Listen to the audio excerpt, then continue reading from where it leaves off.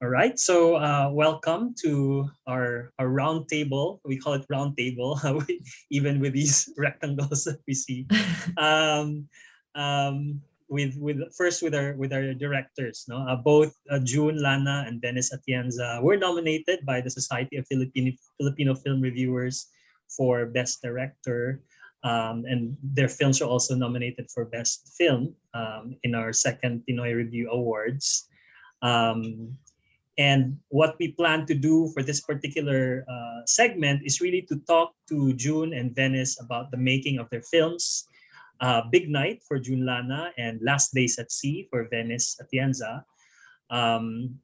Both were released last year. Big Night in the Metro Manila Film Festival, where it was the big winner, Best Film and several other awards. Venice's film, I know it premiered outside, tama, Venice? It premiered outside the Philippines. Sa Berlinale. Berlinale. Yeah. And then, medyo nakalimutan ko na, sorry Venice, yung research ko, where did it premiere in the Philippines? Sa Cinemalaya. Cinemalaya, there. Yeah. Okay, so that's why we considered it for the awards. We'll start with your origins. Na siguro simulan natin before we tackle those films. Tatanungin ko kayo, kailan nagsimula yung pagiging malikhain ninyo? Kasi alam ko, for example, si June started writing very early, no? and joined writing competitions. Ano yung itsura ng pamilya mo noon, June? Paano kayo nahubog sa pagiging malikhain? Interesting question. Hindi ko alam. Kasi ako pa lang yung medyo artistic na galing doon sa pamilya ko. I see. Karamihan engineers, doctors, priests. Kaya siguro may issue ako lagi sa religion. Parang ang dami lang mga pare sa paligid ko. Yeah. But early on, I think it was really quite clear to me. The moment I started reading books, novels, na I wanted to be a storyteller. Hindi ko lang alam kung ano pa yung medium nun. And then later on, it was the stage. It was sa stage talaga ako nagsimula. And basta ang aga kong susulat. I didn't know anybody sa Cheddar. So what I did was I read a lot of plays and then kinokopya ko lang yung format. And it was really quite late na nung nakilala ko. I was already in college when I met Rene Villanueva, who eventually became my mentor. Siya yung nagturo ng lahat ng alam ko ngayon sa pagsusulat, pero ang training ko talaga Cheddar. So nung bata ka, sarili mong interest, walang nagsabi na parent na sige patuloy mo yan, ito pa yung maraming libro, walang ganon?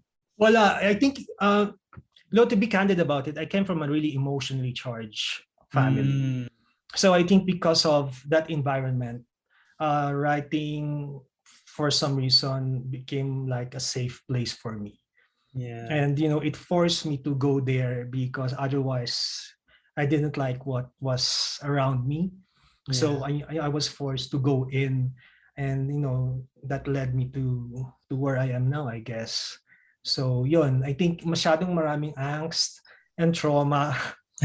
Kaya napilitang, kailangan ko ng venue So I think yung pagsusulat dun ko yun nailabas. I see.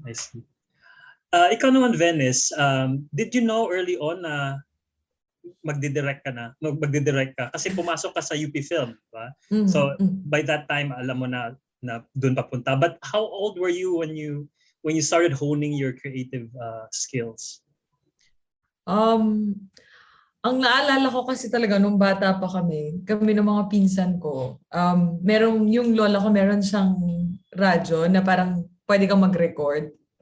So, ang gumagawa kami ng mga radio drama. Tapos ginagaya namin sila Marimar, gano'n. Tapos, gumagawa kami ng sarili naming mga mga sound effects, tapos nag-iimbento kami ng mga sarili naming mga stories. Tapos minsan parang gumagawa kami ng mga kunyaring news report, gano'n. So, feeling ko, mga ano siguro ako ng mga 4, 5. Pero parang laro lang talaga siya. Parang na-enjoy talaga namin siya kasi yung lolo ko mahilig siyang makinig ng radyo. Mm. So parang lagi talaga kaming nakikinig ng radyo. Mm. And parang siguro naisip ko lang mag-film. Kasi nung pumasok ako sa UP, HRIM yung course ko. Kasi Oh. pangarap kong maging chef. Pangarap kong maging pastry chef dati. Tapos, pero nung nasa UP na ako, nagkaroon ako ng maraming friends sa CMC, sa Mascom, sa UP Mascom. Tapos, tinanong ko tinanong ko yung mommy ko dati. Sabi ko, ma, ano bang trabaho yung parang ano, yung you can make people feel things. Naalala ko talaga, yun yung term na sinabi ko. Tapos sabi namin ko, siguro pag gumawa ka ng pelikula, baka ganon, baka yun yung trabaho na parang pwede kang magparamdam ng mga kung ano-ano sa mga tao. Tapos parang ako, okay. So nag-apply ako sa UP Film, pero hindi ako natanggap kaagad. Nung first try ko, na-reject ako. Tapos sabi ko, hala, ano nang gagawin ko? Pero nag-try ako ulit. Tapos yun, I think yun na. Pero even after I graduated, hindi ko rin talaga naisip na magiging fiction filmmaker ako. Parang hindi ko siya, I didn't dare, I would say. Parang, ewan ko, parang wala akong strength sa writing. But what I loved really was listening to people. Yung mga chikahan, yung ewan ko, parang gusto ko lang malaman kung kamusta sila, kung saan sila nanggaling. And I think also may kinalaman yun sa lola ko kasi dati pag laging brown out sa amin. Nagkikwento siya tungkol sa kung saan sila nanggaling, dun sa probinsya nila, na maraming bagyo. Wala kasing pictures yung mommy ko ng mga childhood photos. Wala siyang ganun kasi galing siya sa probinsya. Tapos naiwan na nila lahat doon. So parang dun yung nag-start, feeling ko, like, since I was a child. Tapos yun na. I mean, I think, alam mo yun, parang rumakit lang ako dito, gano'n, nag-assist ako. And then, I kind of really found like a way to connect to people through making documentary films. Right. Kaya, yeah. And That's that nice. was it. Yeah, interesting, no, yung differences, no, yung although may pagkakapareho in terms of yung honing the creativity, pero parang yung kinalabasan kay Venice is documentary agad, na naisip niya na documentary. Sa iyo, June, nung nagteatro ka, nasa isip mo ba na after this gusto ko talagang gumawa ng pelikula? Or nasa isip mo na gusto kong dito na lang ako habang buhay sa teatro? I wanted to stay. Talaga, sa totoo lang, gusto ko talagang nasa teatro lang ako. Parang hanggang sa kinaya ko, pinaglaban ko. Pero talagang gutom na gutom ako. I was with PETA for so many years and resident playwright ako ng PETA. And sobra akong, I mean, it was the most, I think, one of the most satisfying chapters siguro in my life, yung pagiging part ng PETA, yung the way we create stories. It's a community, hindi lang ikaw eh. And then you get to go to other communities to listen to other people's stories. And then, yun yung nagiging inspiration ninyo para gumawa ng mga plays. Although, nung gumagawa ako ng play sa PETA, si Rodi Vera, na naging isa sa mga director ko, sinasabi niya sa akin, ang iiksi ng mga eksena mo, magpelikula ka na lang kaya, naiinis siya sa akin. Pero ayoko talaga umalis ng teatro. So totoo lang. Kung my way, I mean siguro, kung enough lang, hindi nga yung kahit yung kumita kung enough lang, yung nakukuha ko sa teatro to support my family. Kasi ako yung breadwinner I would have stayed. Kasi ang hirap talaga eh. Kailangan mo maging adult, you have to find ways. And so nag-advertising ako for a time. And then from there, sumasali sa palangka. Kasi wala akong kakilala talaga sa industry. And iba yung generation ko, hindi kagaya ng generation ngayon. You have Cinemalaya, you have all these local film festivals. You have just grants na magbibigay sa'yo ng opportunity to become a filmmaker. Nung panahon ko, wala. As in, wala talaga. Kung gusto mong makapasok, kailangan may kakilala ka. Or mag-workshop ka sa Mowal Fund, which medyo expensive yun para sa akin yung time niya. So hindi ako makapag-workshop sa Mowal. Wala talaga. So sali lang ako ng sali sa Palangka. As ang dream ko noon, sabi ko sana ma-discover ako ni Mother Lily. Yung pag nanalo ako ma-discover, kasi siya yung pinakamalaking producer noon eh. So nagkaroon bigla ng screenplay category sa Palangka. And then sali ako doon. 2 beses yata ako nanalong first place. Yung una kong dating sa ito na. Madi-discover na ako. Hindi pala. Walang lumapit. I mean, no, bakit ako nanalo first place? Walang nangyari sa akin. So wala talaga. I was really hoping madi-discover ako kasi wala akong way in eh. I think it was on my third win. Or was it second? Hindi ko na maalala. And Marilu Diaz-Abaya was the chairman and the one of the jury nun. And yung screenplay ko, yung pinapangarap mo, yung manifesting na yun, nangyari. I mean, unbelievable. Yung pinapangarap ko, dadating ako. And then there's this director, you're the only reason why I went here. Wow. And then binigyan niya sa akin yung calling card niya. And then she wanted to talk after the awards. And that's it. That started my career. Because of na-manifest ko naman sa Palangka yun. That was sa Pusod ng Dagat, right? Yeah, sa Pusod ng Dagat. Yeah, right. So that was your first film? That was my first film, yes. Yeah. How was the experience? So nung kasi syempre teatro, yung proseso iba sa pelikula. Kumusta yung process nung ginawa ng pelikula yung material mo? Were you involved in the shooting and the actual production of the film or hindi? Yeah. I mean with a director like Direct Marilu, yung process niya kasi talaga ini-involve yun, especially yung mga writers niya, me, Ricky Lee, Pedro Anglin, eventually nung naging co-writers ko sila for Jose Rizal.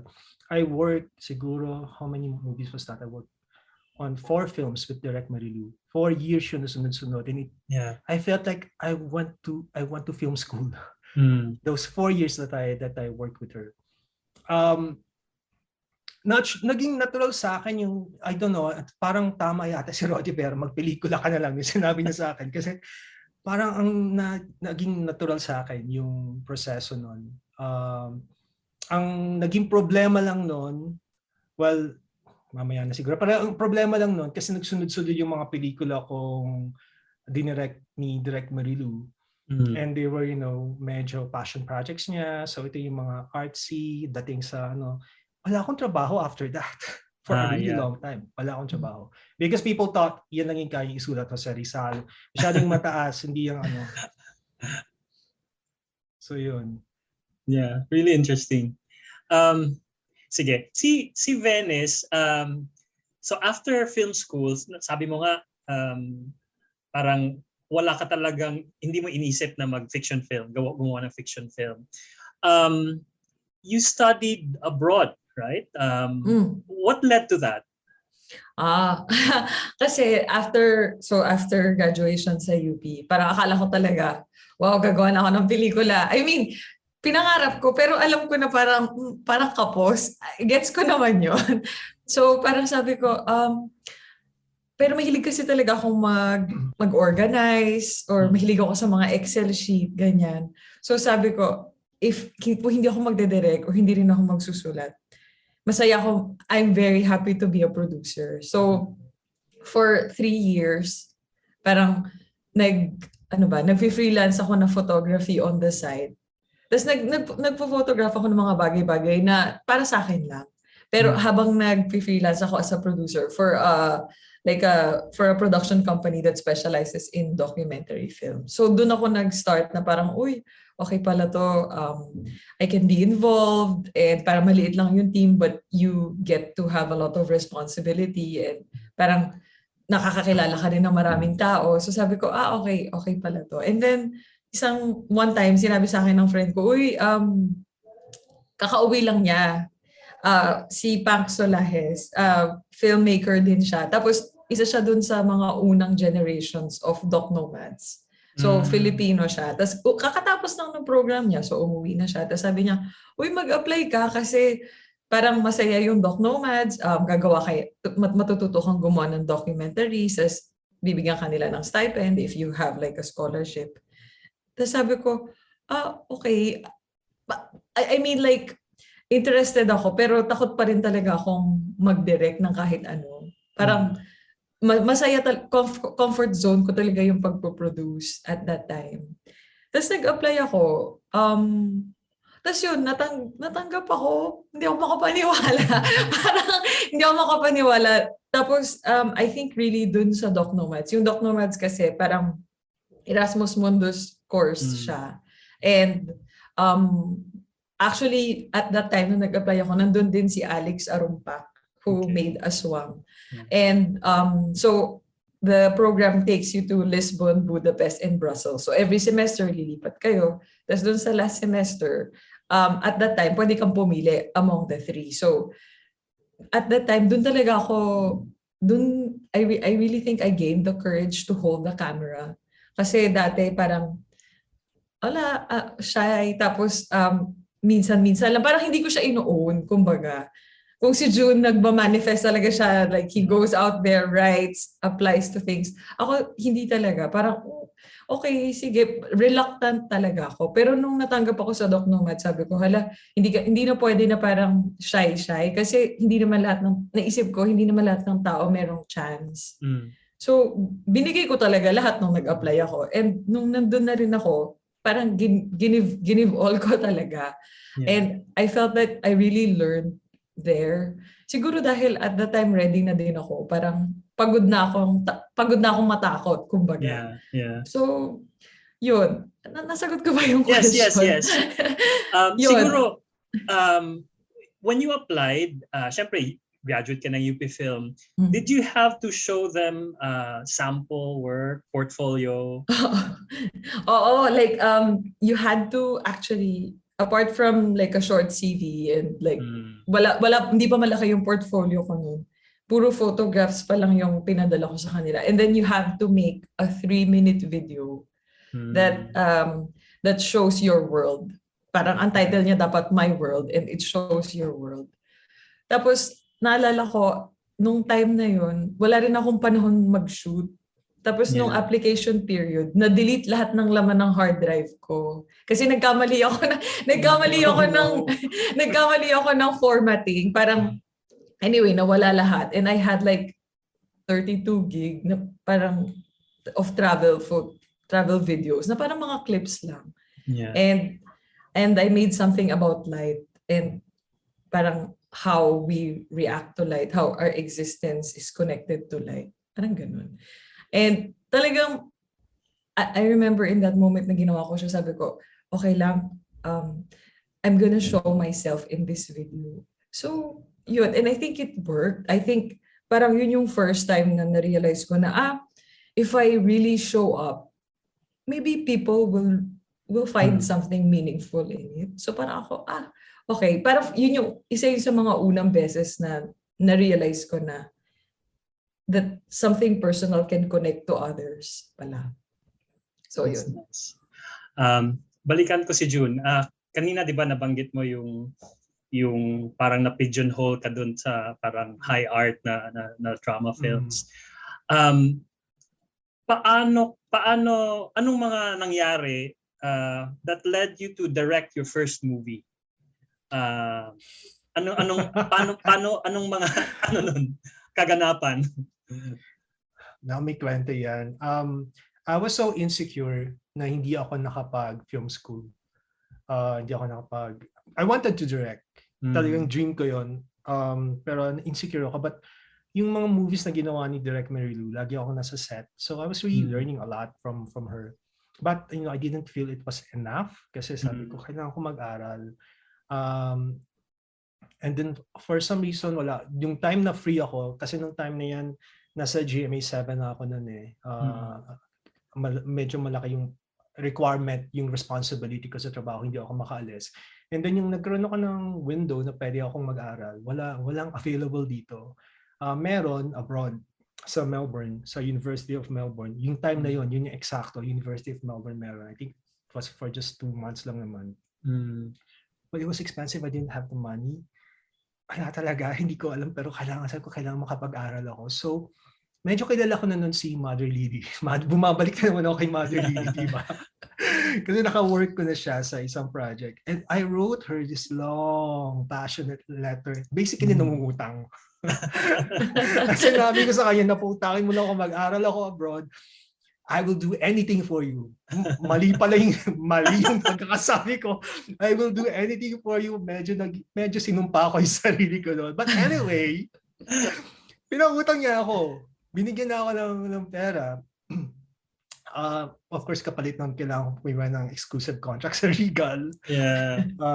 And then I went to Melbourne to study, only to realize na lahat ng tinuturo nila, alam ko na.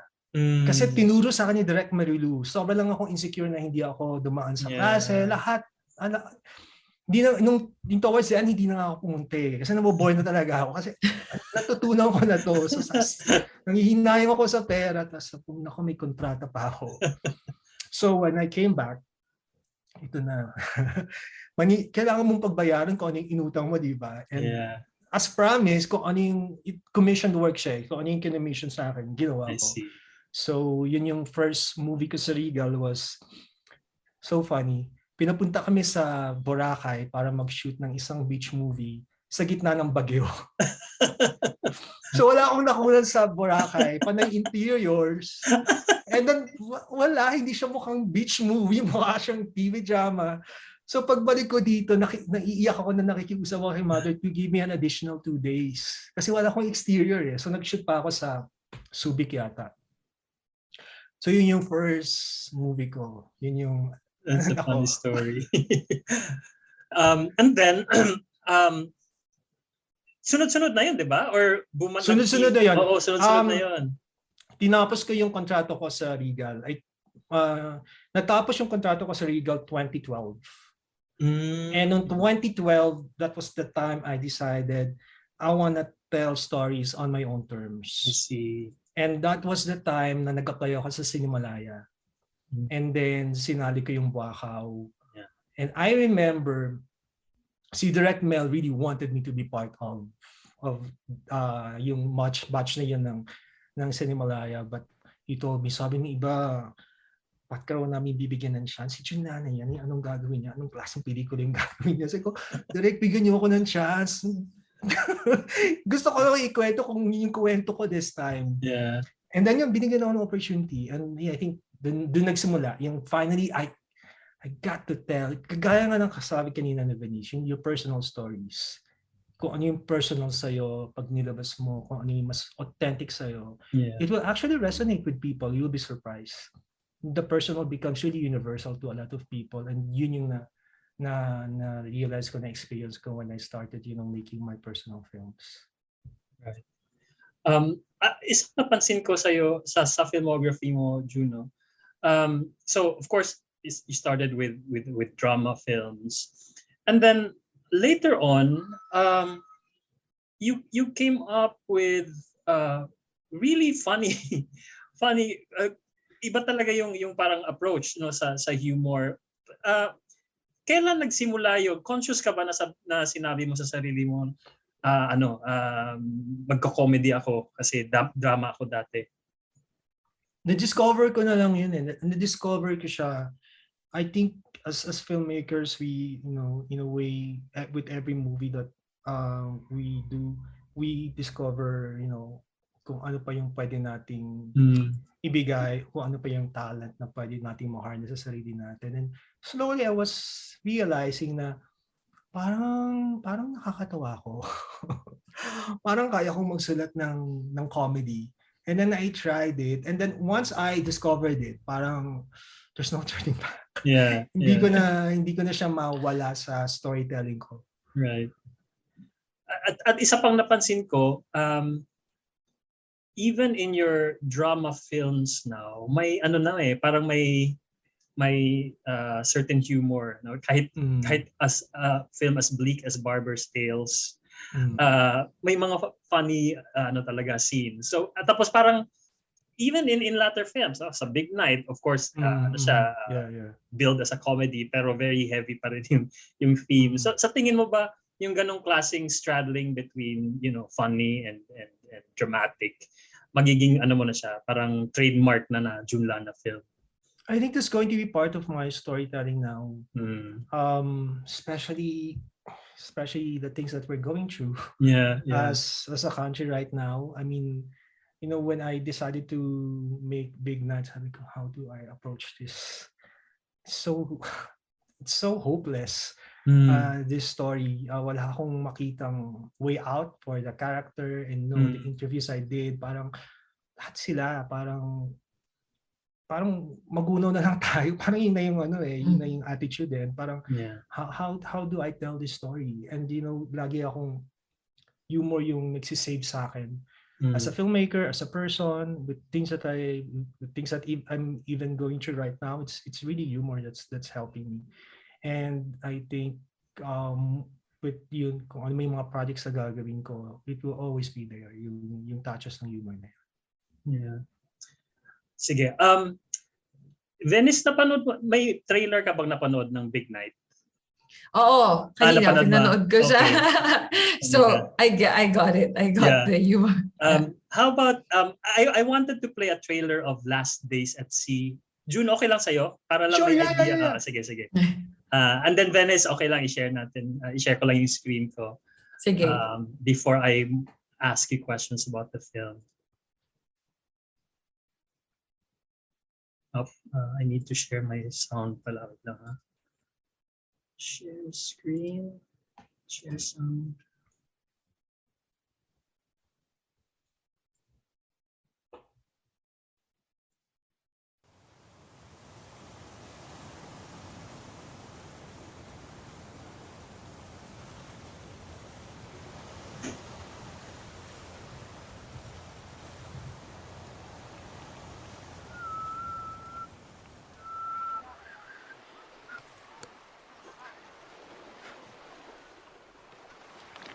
Kiliti.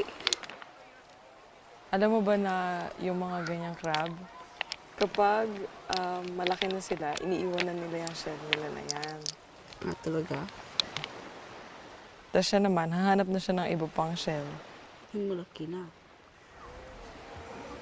Ano yung mahirap, te? It's difficult. Difficult. Changing shell.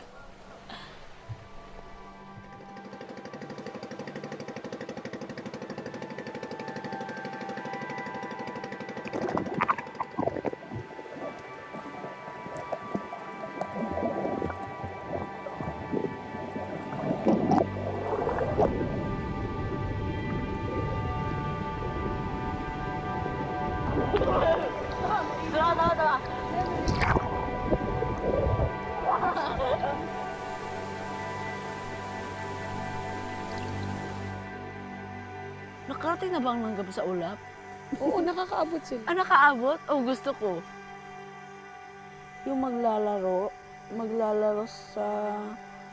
Diyan. Sa ulap. Oo. Gusto ko. Yung bird.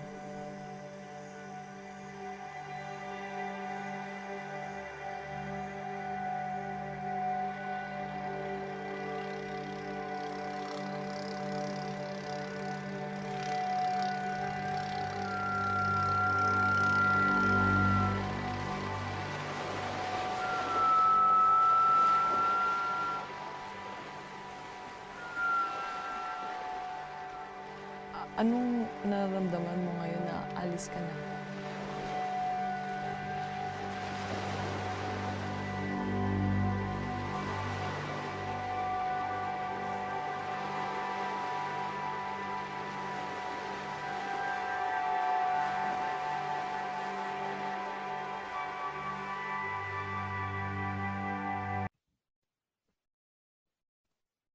There. So that was the trailer for Last Days at Sea. Venice, what was the origin of this? Kasi alam ko, sinut to sa, this was somewhere in Surigao, right? Paano ka napunta? Surigao del Norte. Paano ka napunta doon? So, noong 2014, I was working with a production company called Ninja Dog Studios. And I was working as a photographer and second camera operator for them. And meron silang project. Actually, I also say this in the beginning of the film. Meron silang project to make a film about the village where Rayboy lives. To talk about how they were able to build systems for them to like survive storms. Kasi nasa typhoon belt sila. Tapos dahil sobrang isolated sila, yung mga taga-Kirihatag, meron silang parang protocol.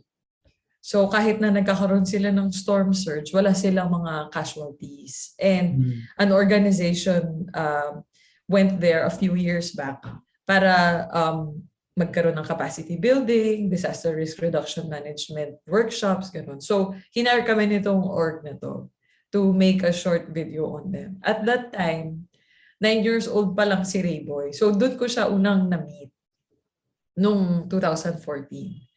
Tapos nung na-meet ko si Rayboy, ewan ko parang ano talaga siya eh. Parang feeling mo matanda na siya. Parang he's young. Yung sinabi ko, lagi ko sinasabi, Rayboy felt like he was young and old at the same time. Kasi parang ang dami niyang alam, ang dami niyang tanong tungkol sa amin, tungkol sa buhay namin sa Manila. Ang dami niyang kwento tungkol sa Karihatag. And naalala ko pa dati, may kinuwento sila sa amin na merong malaking isda doon sa Karihatag. And never nilang hinuhuli yun. Kasi yung isdang yun, it belongs to the sea. Tapos sobrang, I was moved by the idea of this legendary fish. Tapos, so naisip ko lang siya, sabi ko, okay, sana one day makabalik ako, tapos makagawa ko ng film. Pero a few months after I met Rayboy, nakakuha ako ng scholarship to Europe. Tapos nagpunta na ako ng Europe. And at that time, walang signal doon, walang telephone line doon. So we really lost contact with each other. Tapos after kong magstay sa Europe, nung umuwi na ako, bumalik ako sa Karihatag. Kasi naisip ko, okay, ano na ako, parang sabi ko, hindi na ako nahihiya. Parang I'm not shy anymore. Na, parang hindi na ako ashamed to hold the camera. Parang na-let go ko na yon yung fear. So bumalik ako doon, sabi ko, siguro ito na yung time, gagawa ako ng parang short film na tungkol dito sa giant fish. But yun talaga iniisip ko, para experimental siya, tapos kwentuhan lang. Tapos nung pagdating ko doon, ito pa pala, yung in Karihatag, they built a marine sanctuary. Parang meron silang place doon sa malapit sa kanila na pinoprotektahan nila, meron silang mga tanod doon na para hindi mag-fish yung mga tao doon, for the fish to be able to grow and multiply. So, at that time, alam ko na yun, noong 2014. Tapos sabi ko, wow, parang I was really amazed kasi ewan ko, naalala ko sinabi nila sa amin na kung pwede lang, kung gusto namin, pwede na namin ubusin yan lahat ngayon, sabi nila. Pero paano naman yung mga anak namin, yung mga magiging apo namin? So I was really moved by this forward thinking. Alam mo yun, na parang meron pang susunod sa atin, so huwag muna natin tong ubusin lahat. So sabi ko, okay, sige, one day, pag magaling na ako, babalik ako, tapos gagawa ko ng film dito sa Karihatag. Kasi that was the only way I knew how. Alam mo yun, parang to communicate what I felt. Yeah. Pero nung bumalik ako, so after 3 years, 9 years old si Rayboy, 12 years old na siya. Tapos naalala ko nung pagdating namin doon, wala si Rayboy. Tapos sabi nila, ay, wala si Rayboy kasi nag-e-exam siya. Kasi lilipat na siya sa like sa June, mag-high school na siya. Hindi na siya titira dito sa Karihatag. Tapos sabi ko, hala, like, I mean, parang syempre na-excite ako na, oh my God, aalis na siya. Pero parang nalungkot din ako na pag lumipat na siya, sino na mag-iisip noon? Yung mga taong nakilala namin, yung mga nanay, yung mga tatay, pag like wala nang magiging ganon. Parang yun yung naisip ko na hala pag lumipat na si Rayboy sa syudad, magkakaroon na siya ng ibang concerns. Mm. So, yung idea ko of the giant fish na yung environmental short documentary na naisip ko, nag-evolve siya into something else. Parang naisip ko, naisip ko talaga, hindi na mauulit tong summer na to. Parang nagkaroon ako ng feeling na hindi na siya mauulit-ulit. So, nung bumalik si Rayboy, nandun pa rin kami nung unang visit. Nag-visit kami doon, April yun. Sabi, tinawagan nila si Rayboy, Rayboy, pagtapos ka na sa exam mo, bumalik ka dito kasi nandito si Ate Venice mo. Tapos naalala pa rin niya kami. Actually, lahat ng matatanda doon sa Karihatag, nakalimutan na nila kami. Pero si Rayboy, naalala niya kami. So sabi niya, sige, uwi ako. So umuwi siya, nagbangka siya, bumalik siya sa Karihatag. And then, yun, after nung election, may election kasi noon nung 2018. Sabi nila, pagkatapos ng election, bumalik ka dito. So, May noon, bumalik kami nung May. Tapos for 2 weeks, nag-hangout lang kami, nagchikahan. So, actually at that time, hindi ko talaga alam kung ano mangyayari dun sa film. Kasi parang hindi rin siya yung naisip ko. But at the same time, parang marami ring mga surprises kasi si Rayboy, as himself, marami siyang tanong. Tapos yung mga tito-tita niya, marami silang kwento na gusto nilang i-share. So, parang during the 14 days of filming, it was really an exercise of listening. And I was really glad na I was with the people I was with. Ano lang kami, 5 lang, parang 4 lang kami. 4 lang kami noon. 4 lang kami na nandun. Pero parang they assured me na parang just live in the moment. Bala na ako may pelikula or wala. Kasi ano naman to, independent lang naman tayo. So let's just be here. Parang ganun. Pero may funding na kayo noon, Venice? Wala pa. Wala. Okay. Wala. Alright. Wala. So we started talaga na wala. And then after namin mag-film, kasi nung dun sa scholarship, nag-ipon ako. Meron ako naipon. Tapos yun yung parang, yun yung ginawa naming seed money. Tapos syempre mga kaibigan ko yung sumama sa akin to film. Yung isa kong classmate from Doc Nomads, siya yung nag-record ng sound. Yung dati kong boss, si Mosh, siya yung second camera namin. Tapos yung friend ko from college, siya yung nag-associate produce. So parang magkakaibigan lang talaga kami na nagpunta doon. And they were really just supporting this idea that I had. So yun yung start. Actually. And when you pitched it, alam mo na ba na magiging full length siya? Hindi. Nung unang beses, hindi talaga. Kasi hindi talaga. Parang kahit na sinabi ko na okay, I'm gonna be like i-own ko na tong paggawa ng documentary. Ano pa rin ako, apprehensive pa rin ako. I also did not have the time to really see all the footage that we had filmed. So understand kung ano yung kaya namin gawin with it. Right. Yun. So kasi nung una namin siyang pinitch parang a few weeks after namin mag-film, a few weeks after pinitch na namin siya. So at the time I didn't really understand how much was in there. So yun. That's nice. What we appreciate about the film is its maturity. Very patient yung pelikula. Parang there's nothing, flashy to show. It was really, parang it respects the time, the pace of rural life, provincial life. Syempre maganda yung visual. So na-appreciate talaga ng numbers yun. June, while I talked about Sa Puso ng Dagat kanina, I know it was set in a seaside community, no?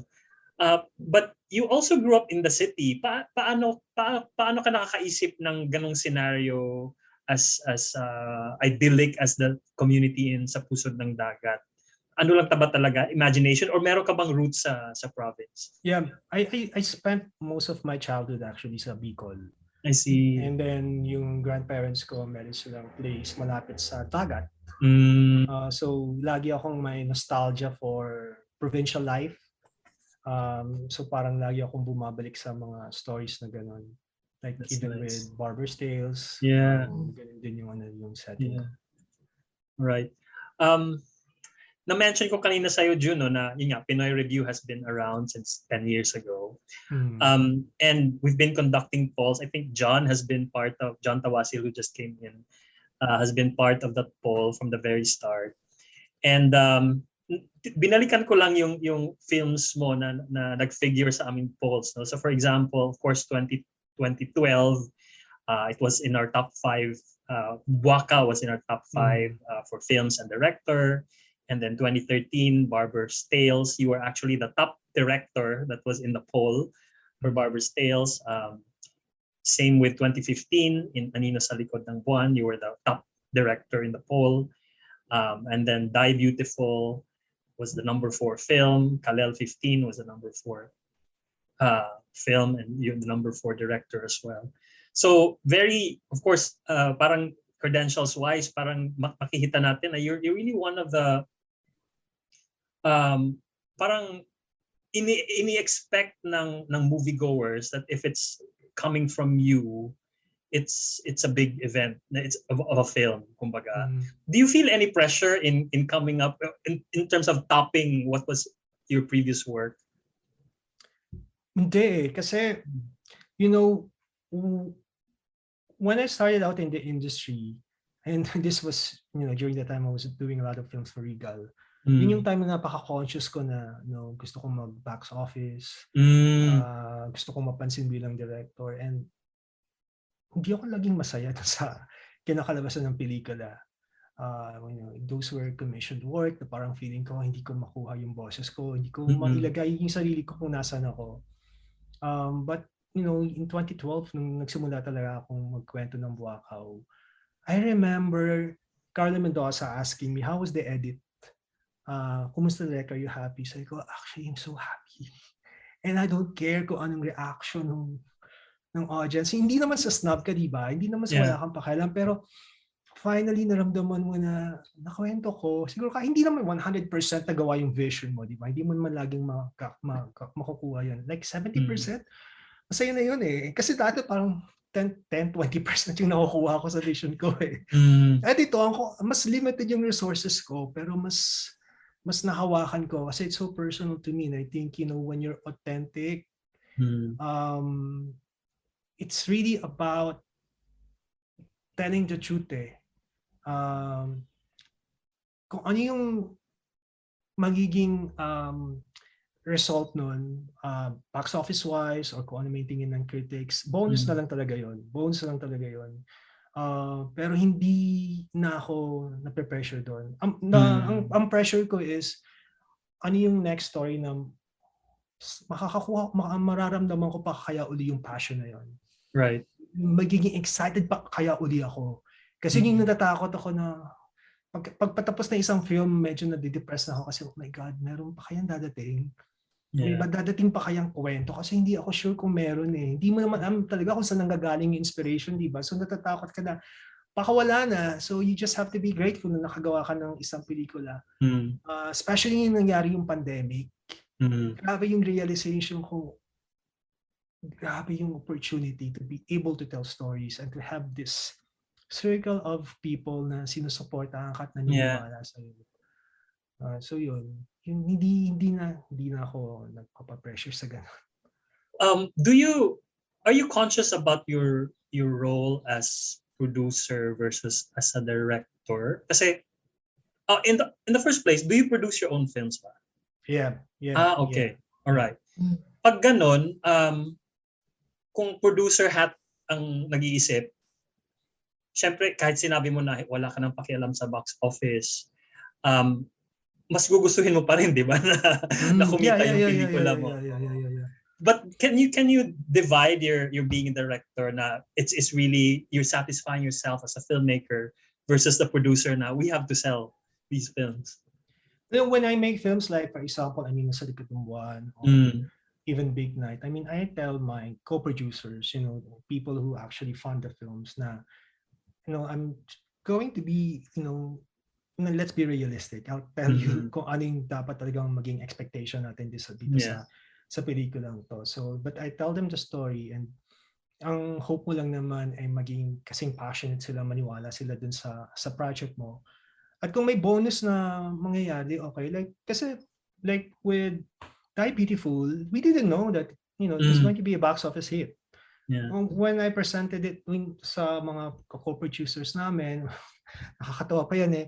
Pwede bang hindi walang die dun sa title kasi baka hindi siya kumita. Sabi ko, Die Hard? Kumita naman ang Die Hard, di ba? So siguro Die Beautiful. And then, weeks going into the Metro Manila Film Festival, they usually have a forecast. Yung mga theater owners, di ba? Sasabihin na nila sa'yo. And nung time na yun, sinabi na sa amin number 8 kayo. Hindi kayo kikita, wag na kayong umasa kasi it's bakla yung kwento. Tapos it's no, it's not Vice Ganda. Nung time na yun, di ba? So, hindi yan. So, in-expect na namin hindi. But, we were surprised. Tuwa kami na kumita siya. Yeah. Pero hindi mo talaga kasi pwedeng, there are no guarantees eh. Yeah. Even if you make a film, you think that I'm making this film for the masa, quote unquote, that feeling mo, again, there are no guarantees. So you might as well do something you love. Right. Yeah. I have a question for Venice. If you were given money to produce or to direct a fiction film, what would it be about? Wow, hala. Oh, I would have to think really long and hard. Kasi, like, I think, like, I'm at the phase na minention ni June kanina, yung pagpatapos na. I mean, kasi for me, feeling ko kakatapos lang ng film ko, even if it has been a year. Parang, like, I sometimes feel na, hala, nung patapos na, and I think, like, up until, like, 3-4 months ago, sabi ko, hala, baka never na akong matouch by anything enough for me to want to give it a try again. Kasi hindi naman din siya madali. Like, lalo na with the like, with this previous film, dami nagsabi na, ay, hindi namin niya napapalabas. Like, it's very slow, wala namang artista, walang voice-over ni Leonardo DiCaprio, yung mga ganun. So parang, it wasn't really easy to make. So parang naisip ko, hala, will I ever be moved by something again? So ngayon, wala pa ako maisip. Right. Lalo na in terms of fiction, I think like there's a territory that I want to enter, which is working with non-actors playing themselves. Yeah. So pero I haven't met anyone. Pero parang I want to like explore this idea of co-creation. Yeah. Na parang because I like in Portugal I met a director who actually like wrote a script with her friend who was pregnant, and then itong pregnant friend niya na to, siya yung parang star, siya yung star dun sa film, and it's based on their life, but also it's kind of fictionalized. So I want to enter that territory if given the chance. That's nice. Yeah. Kay June naman, baliktad. If you're given funding to direct a documentary film, what would it be about? Nako. Kasi alam ko hindi ko siya forte, hindi ako magaling kasi nag-start ako actually yung career ko. Although most people think na nag-start ako sa GMA7, nag-start talaga ako sa ABS-CBN as segment producer, director, and writer for a docu-series. Parang siyang probe na ABS-CBN noon. Papangit ang ginawa ko. Hindi ako pang documentary. Parang ginagawa ko siya lagi ng kwento. Masyado ko minamanipulate yung story. Hinahanapan ko siya ng conflict. Tapos nagugulat yung producer, yung executive producer, saan galing yung reenactment? May reenactment. Binabalik ko talaga siya. Hinahanapan ko lagi siya ng structure. Eh di ba dapat, you should, again, sabi nga ni Venice, you have to learn how to listen. Yeah. And allow the subjects to tell their story, not you manipulate their story to suit your needs, di ba, and your purpose. Hindi. It's not gonna work for me. So kanya-kanya talagang ano no, sensibility, parang alam nyo yung strengths nyo and you develop those strengths. Yeah. That's nice. I have some general questions for the both of you. Which directors, foreign or local, do you look up to? Venice muna. Local, it will be Alex Arumpa. Arumpak, yeah. Yeah, and foreign, wow. I think like see the first film na parang na feel ko na really connected was the documentary called Katatsumori by Naomi Kawase. Oh, Yeah, it's about her grandmother and Yeah. parang playful yung approach dun sa camera.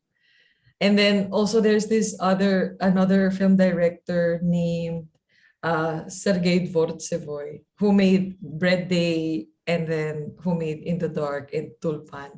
And again, okay, I've heard of that. Yeah. yeah, and I don't know. I really look up to these people. And also there's another one, Lithuanian, like Jonas Mekas also. I remember before I wrote to him. I wrote to Jonas Mekas. Parang inaaral namin siya sa school. Tapos Yeah. hindi ko alam kung buhay pa siya.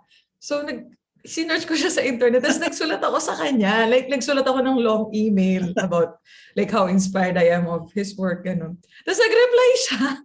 Nag-reply siya. Within like 10 minutes, nag-reply siya. So parang, so sabi ko, like, I appreciate this like, this idea that you can connect to someone who is like way older than you with more experience and and like some random Filipina student writing to them. Parang I was really moved by this. So I really look up.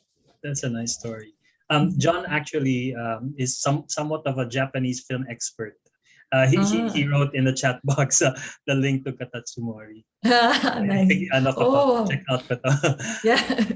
Si Jun naman, directors you look up to. Filipino, definitely Lino Brocka, Ishmael Bernal. I remember really being moved by their films, especially Lino's Oro Pro Nobis, Manila sa Kuko ng Liwanag. And then Hirokazu Koreeda. I think, nice. you know what, sobrang, I don't know, basta Hirokazu Koreeda. Sino pa ba? I've not seen a lot of his films, but I think it's my favorite film kasi I'm not sure if I'm pronouncing it right. Alain René. Yeah. Yung Hiroshima Mon Amour. Yeah. I think yun yung isa sa pinakagusto ko talagang pelikula. Yun. Nice. Really nice. I'm looking at other questions here. Last film that you saw that you really love. Venice. Wait, I have to it's called Memories of River Agano. Memories of River Agano by this Japanese director named Sato Makoto. What's it about? It's so in River Agano, parang nagkaroon ng chemical, like a mining company dumped like mercury in the river. Tapos so it's a sequel to another film called Living by the River Agano.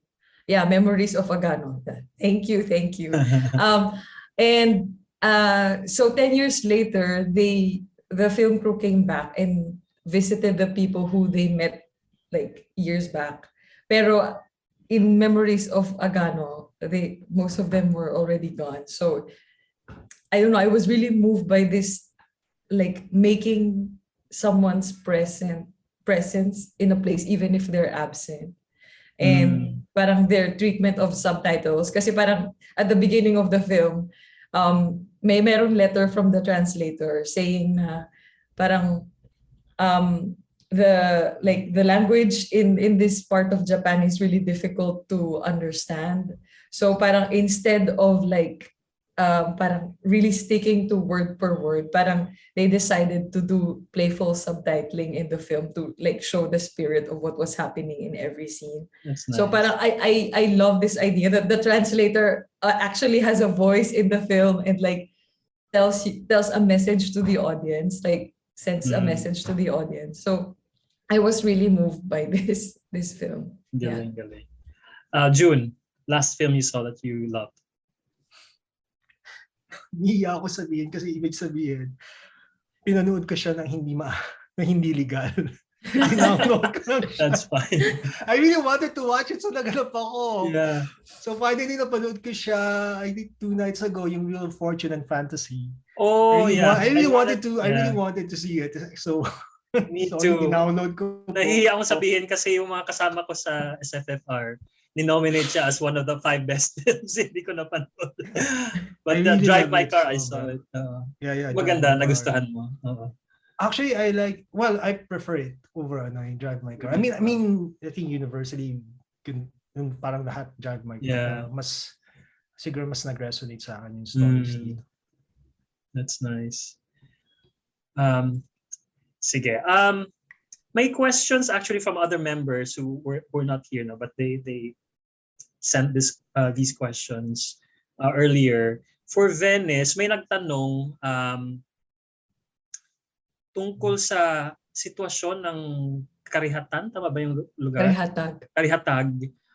Kasi nadaanan yata siya ng bagyo. Nadaanan sila and Kumusta up to now wala pa rin silang kuryente.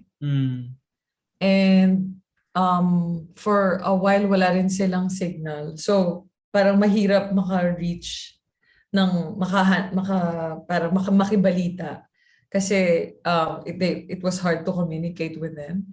And I think like up to now they still need supplies. Yeah, so like among us, nagkakalap kami ng mga funds like to send over goods, like among friends and people who are close to like our families. We send over. Pero parang yun yung pinakamahirap kasi wala pa rin silang kuryente and that makes like communication difficult. But the good thing is I think organized din yung Malimuno. Ang mahirap lang kasi yung Karihatag wala silang road. So I think mas matagal yung pag-transfer ng materials. So they were really hit also. But again, the good thing was zero casualties sila kasi they were always prepared. So yeah. Are you still in touch with Rayboy? Yes. Yeah. So pag pagpapalabas yung film somewhere, I send him a photo or parang I send him updates. So parang yung last na nag-usap kami parang a few days ago. High school na ba siya? Or? Oo, high school na siya. So right now, 2018 yun, nung 12 siya. So ngayon, 16 na siya. Magsi-17 na siya this year. Binata. Binata na siya. Binata na siya. Yeah. Nice. For June, may nakapansin sa mga pelikula mo. Madalas daw may mini-makeup at patay sa films like Die Beautiful, Buakaw at Big Night. May fascination ka ba sa death? At bakit associated siya sa makeup? Very funny question. Hindi ko alam. I don't know how to answer that. Yung makeup, hindi ko alam kung bakit ko siya nababalikan. Siguro I have it's about masks, mask wearing. And as gay people, and even straight people, we have these masks that we wear. And dun sa milieu ko naman na mga bading, transgenders or ano naman, part siya ng ritual. Yeah. So I mean, it has to be there for me as far as I'm concerned. Yung death naman, sinabi rin yan sa akin ng regent dati ng UST. Bakit nawa ko masyadong may UST Literary Award before. I see. And bibigay nila dun sa deserving na UST student na may konting literary body of work. So I think I got it the first year, and then the second year I was supposed to get it, and then in-announce to na you're not getting this. This is supposed to be yours. You're not getting this. Kasi masyado kang yung movies, yung mga plays mo, Place by the Time, laging may namamatay. So, So, ano problema doon kung may namamatay yung storytelling ko. So, I guess kaya ako tinutuloy yung tradition ng may namamatay kasi gusto ko mapanood niya. it's funny. For Venice, also for June, if you would like to answer this, no? In the last few years, more and more documentaries have been sent by countries as their entries for Best International Film of the Oscars. Just this year, the film Flea was nominated for Best International Feature, Best Documentary, Best Animated Feature. Is this something that you can also see the Philippines doing? We have never sent a documentary feature. Yeah, I mean, I hope so. I think like more and more, at least in my circle, more and more people are getting interested in making documentaries. And I also think that there are many things to be said, and there are many stories that are waiting to be heard. And I really hope that parang we also pay attention, because I think that it's important also to kind of give space Right. for the other stories that may be out there. Alam mo yun, na parang Yeah. we're just not paying attention to. But I really hope, I really hope so. I hope that actually more than like going to the Oscars, also just supporting and making sure that even beginning a documentary is possible. I think yun yung parang pinaka-hope ko, na parang sana there is like more support for other people, like to make their own films. Like, parang systematic support. Yeah. Right. Yeah, if I may just add to that, no. Of course, in 2016 when Sunday Duty Queen won the top award in Manila Film Fest, and then Aswang did really well with the critics in the country. Parang it's time, no, na parang ang pwedeng isipin ng public na documentary can screen alongside fiction films and be seen by many. Sa amin, sa SFFR, of course, we have a category, Best Documentary.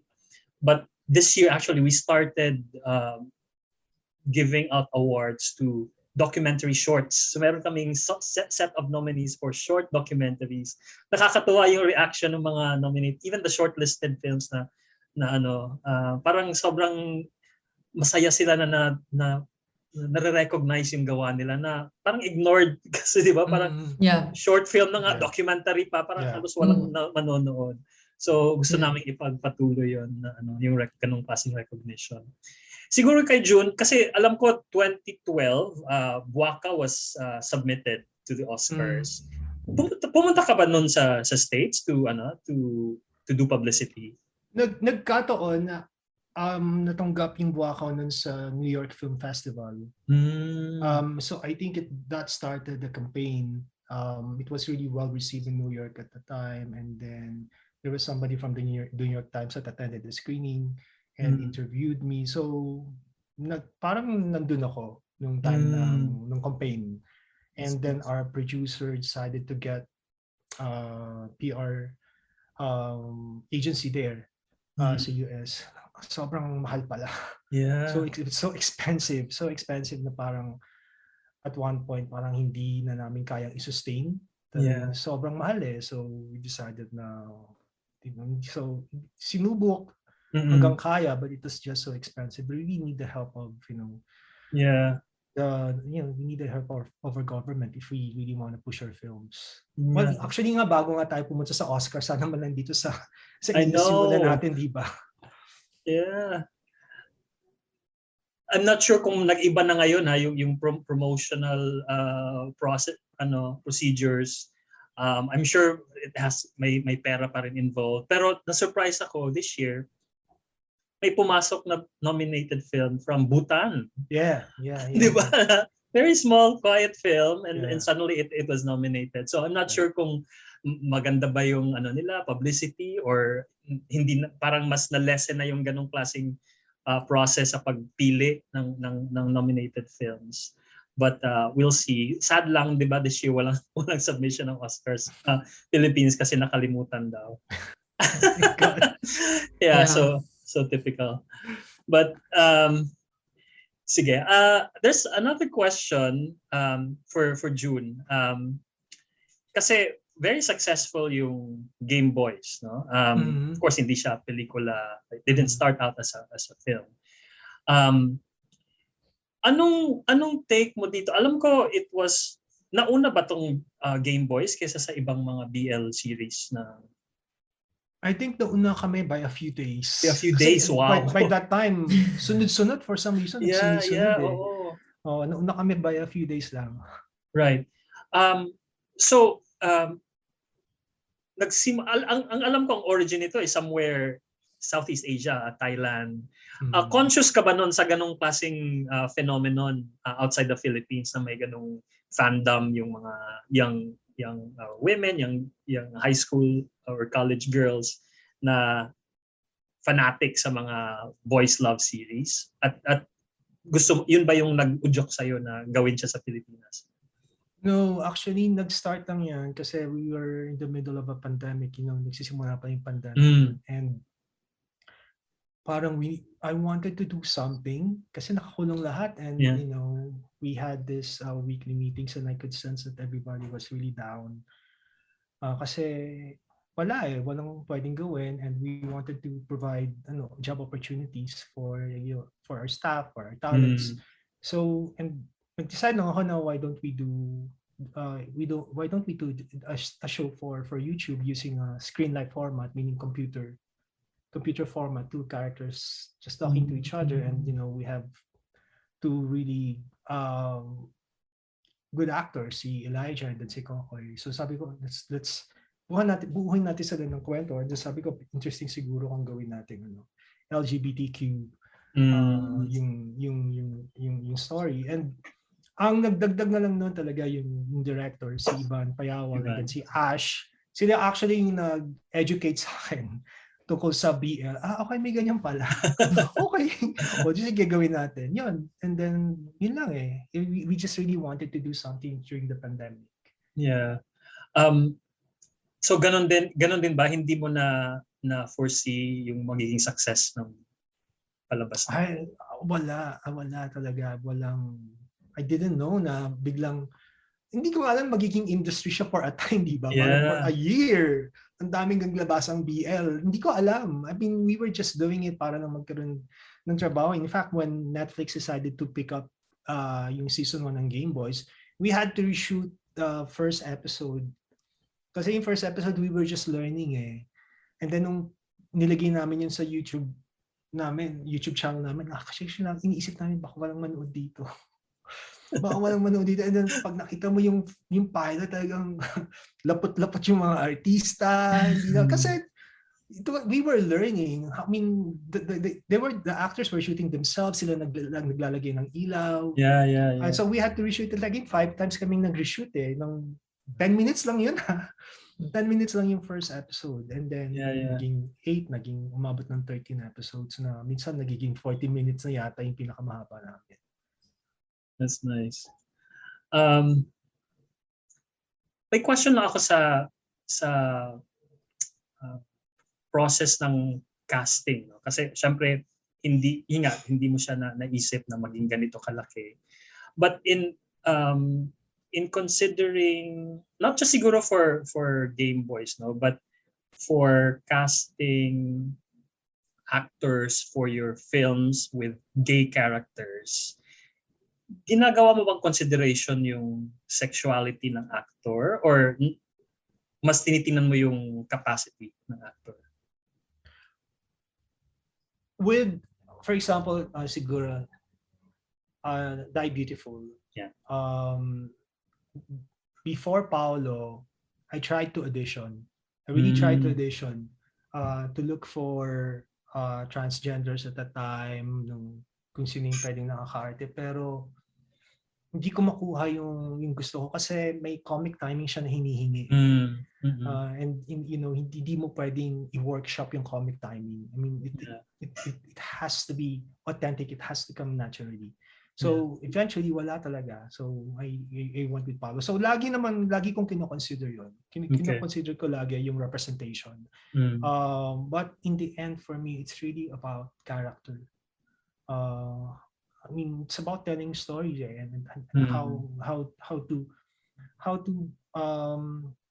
help the story move along by having a really good actor, di ba?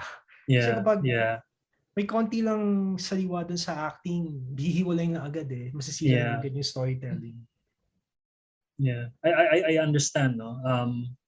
Although syempre ang pwedeng counter argument nun is maybe there needs to be parang a serious parang industry-wide na effort to, I don't know, to hone the talents of, non-heterosexual actors. Kasi they're there, maybe they just lack that extra training, extra workshop to be as good as the actors given these roles, no.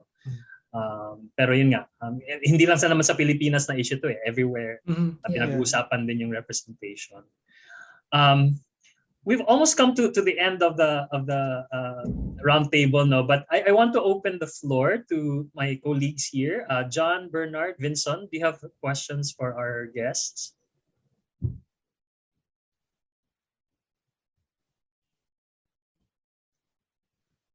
I'll start muna, no. Siguro for Venice, anong mabibigay mong advice for upcoming documentarists na yun nga, gustong maggumawa ng documentaries pero nahihirapan? Anong pwede mong mabigay na payo? Wait. Isipin ko. I think yung nakatulong sa akin was an advice that was given to me by my producer actually. Parang, I think it was a really tough time during the filmmaking process. Parang, we couldn't get funds. We also weren't sure kung how we were going to do the distribution kasi we were a very young company. As in, wala pa kaming 1 year noon. So, sabi niya sa akin, and I felt really pressured na parang to live up to a certain standard. Na parang, okay, dapat ganito, dapat ganyan, dapat ganun. And then parang, my producer, she lives in Taiwan. So, apat kami na co-producers, but this, Fan Wu is like one of the producers, and she called me up and she said, Dennis, okay, sabi niya, what's important? She said, it doesn't matter kung if the film we're going to make will be liked by many people, if it will go to many places. Sabi niya, what's important is that you make a film that is true to the experience that you had. Tapos parang, I felt relieved. Kasi naisip ko, then if I'm not if I'm not living up to whatever standard that is out there, I can just use what I have. And what I have might be not enough, but it can also be enough. I can play with the form. I can, I can look at my material more intently, and maybe something good will come out of it. So I think that's my advice. Na parang, if just first try, and just try to make the film that is true to your own experience. Right. That's a really nice advice. June, alam ko may mga nabigay ka ng advice sa mga previous interviews mo sa upcoming filmmakers. Kasi nga, ang dami ng opportunities regarding film festivals. But considering these times now, na yun nga, pandemic, anong mga realizations mo as a filmmaker na gusto mong ipasa sa mga upcoming young filmmakers natin? It's a gift. It really is a gift to be able to be given this opportunity to tell stories. And so like dito sa bagong batch ng Cinemalaya finalists, kasi yung Cinemalaya I'm part of the selection committee, and this year we decided to, instead of, the usual selection of, entries, we decided to have a film lab. And I Yeah. think during the discussion, the one thing that I told them is, this is not the time to be safe because of everything that's happening around us, because we don't know if you'll get another chance to make a film. This is really not the time to be safe. I mean, you need to tell a story that only you can tell. And it really has to come from a really truthful place. You're not telling this story because you think this is the kind of film that's going to turn you into a rock star, or the kind of film that will go to film festivals and win awards. That is, that hindi yun yung dapat na motivation mo eh. You really gusto mong magkwento kasi parang pag hindi mo nakwento to, ano yung buhay mo? Parang anong purpose ko? Parang kulang na lang, gusto ko sabihin, it feels like you're going to die if you don't get to tell this story. Parang dapat ganun yung weight sa'yo ng pagkikwento. Kasi you don't really know kung laging may opportunity.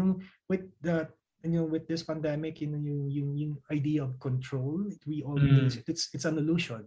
Yeah. And we don't really have control. There are no guarantees. So, when you're given this opportunity to make a film, make it count. Kasi sayang talaga. Sayang. That's another wonderful piece of advice. Last question from me, unless may pahabol yung colleagues ko.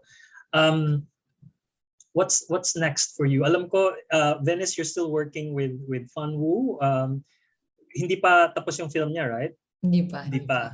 So you're working with her, but other than that, may iba ka pang in the pipeline? I'm beginning to do research for the next film, but it's very fragile, so I cannot tell yet. No But problem. right now, I'm really focusing on Fan, like helping Fan finish her film. As we've had a long-standing collaboration, and I felt that this time it's my turn to like help her, reach the finish line. I feel like I really owe her that. And I think like since we grew up together in filmmaking, parang I really want to help her finish her project. So yeah, right now we're in the editing phase, like we're entering the editing phase, and we're part of this Yamagata documentary dojo. So it's for the entire month of February. We're just doing it online. Kaya dapat nandun kami sa Yamagata, but it's okay. Yeah, so right now, as in at the present moment, that's the thing that I'm really focused on. And you plan to release the film this year? At 2023. 2023. Yeah. Okay. Good luck with that project, Venice. Thank you. And June, what's next for you? I know you're in Baguio producing a new movie. Can you tell us something about it? No, I came from Bataan. Doon kami nag-shoot ng film. I see. It's a romantic comedy directed by Ivan Payawal. I see. So I'm producing that. Pero ako personally, right, parang wala akong gustong gawin masyado. Pahinga muna. may projects na parang hindi kasi, with film, hindi mo alam kung matutuloy o hindi until you're shooting it eh. And minsan sinushoot mo na, baka hindi pa matuloy. So, hindi ko alam kung may mga sinimulan, but I'm not really sure kung ano yung matutuloy. Right now, I'm really, sinusubukan ko magsulat ng nobela. Oh, wow. Will that be your first bite ever? Yes, so excited. Wow. That's exciting. 5 years siguro. That's still something to look forward to. Yeah, so I really had fun talking to you guys. Thanks so much for sharing your time with us this weekend evening. But yeah, as mentioned earlier, our hope is for this to be seen by people and for them to appreciate, what goes on behind films. And again, congratulations for being nominated in SFFR for several categories. And we wish you all the best in your future projects. Thank you so much. Thank you. Thank you. Nice to meet you. Yeah.